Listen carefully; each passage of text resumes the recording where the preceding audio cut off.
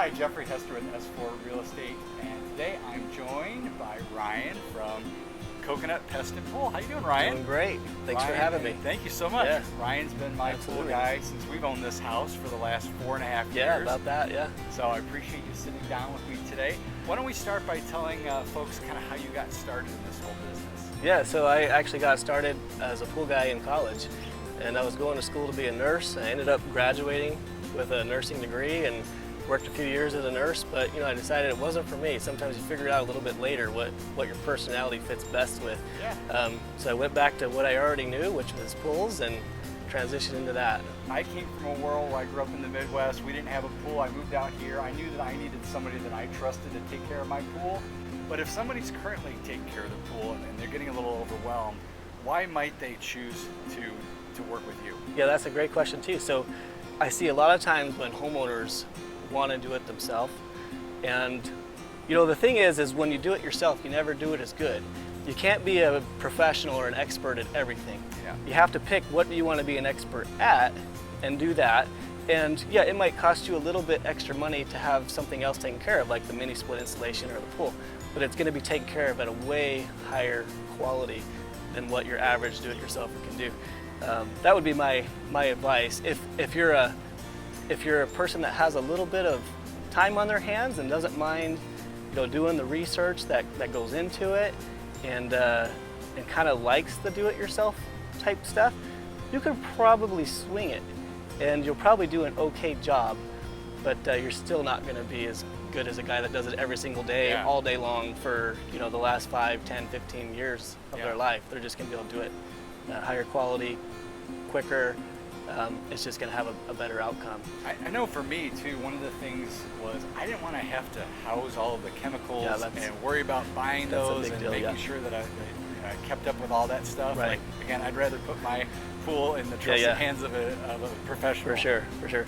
The chemicals is a big deal. So most of the chemicals that go into a pool to sanitize, or basic chlorine, most people are going to put those in their garage, and that's actually the worst place you can put it. Of course, there's the issue with kids, safety with kids getting in. Those containers have safety child locks on them, but still, kids can sometimes work their way into chemicals, which absolutely you don't want. Yeah. But just putting chlorine in the garage will rust out anything metal in the garage, and a lot of people don't realize that. So so many times I sign up a new person and say, hey Ryan, I got some chlorine, I don't need it anymore, let me grab it for you, you can use it. And they go into their garage and they get it, and they have no idea that they're rusting their cars, if they have tools. Some of them even have a nice classic car, a 65 Mustang, and then they've got 4 buckets of chlorine, and they don't realize it's rusting the metal. I did not know that. Yeah, it's a big problem.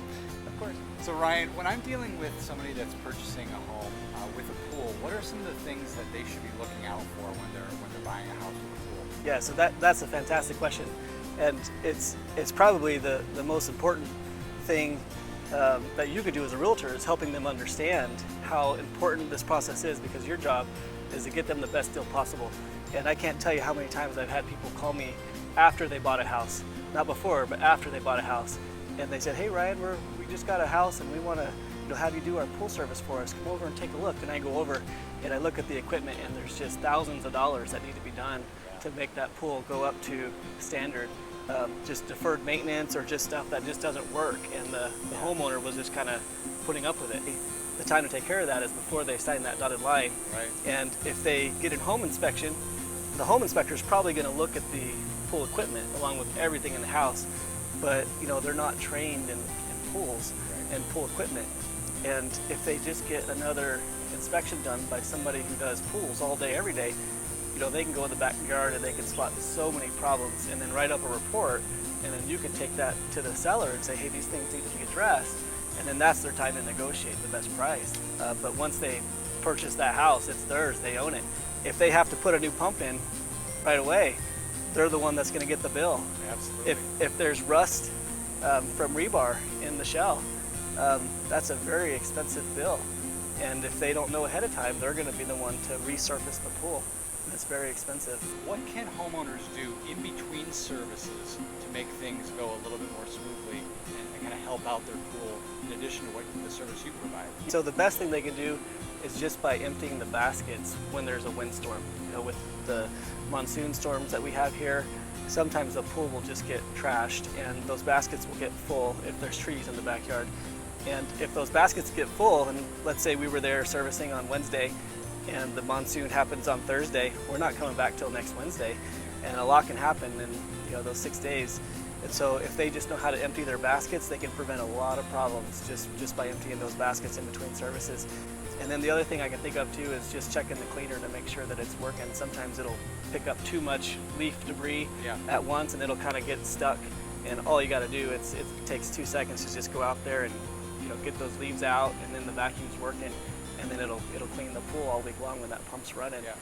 So those two things are probably the most important, but really you shouldn't have to do anything. We try to make it so you don't. That's the purpose of having a pool service company, is so you don't have to worry about it. But we're not there every day, and you are. We're just there once a week. And so if you want to help, that's the best way you can help, and you can prevent quite a bit of problems in the future just by emptying the baskets, really.